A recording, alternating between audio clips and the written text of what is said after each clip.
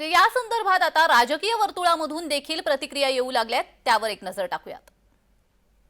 सैफ अली खान बांद्र्यामध्ये राहत होते। करीना कपूरचे ते मिस्टर आहेत आणि एकच माणूस त्या ठिकाणी चोरी करण्याच्या बहाण्याने तो आला होता आणि त्यांनी त्याच्या मुलाकडे काहीतरी पैसे मागितले आणि रात्री त्यांना हे गडबड ऐकायला मिळाल्यानंतर सैफ अली खान उठले आणि त्यांनी त्याला पकडण्याचा प्रयत्न केलेला होता।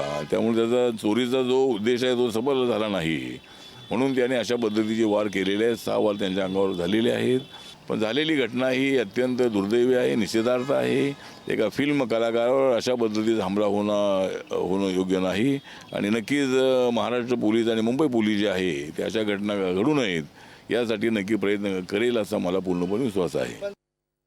सैफ अली खान हमारे देश का एक बहुत ही उम्दा कलाकार है और वो भाई को अगर कहीं भी किसी तरह से चोट लगी या हमला हुआ, हम उसकी बहुत कड़ी निंदा करते हैं। अपराधी को तुरंत पकड़ना चाहिए और जल्दी उनकी रिकवरी हो जाए। मैं भगवान से प्रार्थना करता हूँ।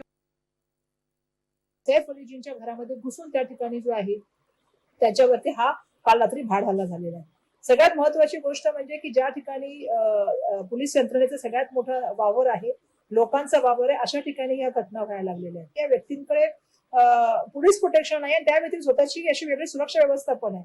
असं असताना सुद्धा दुर्दैवाने अशा हल्ला होतो आणि अशा तऱ्हेने ज्या घटना मुंबईमध्ये होतात त्या मुंबईमधल्या कायदा सुव्यवस्थेत।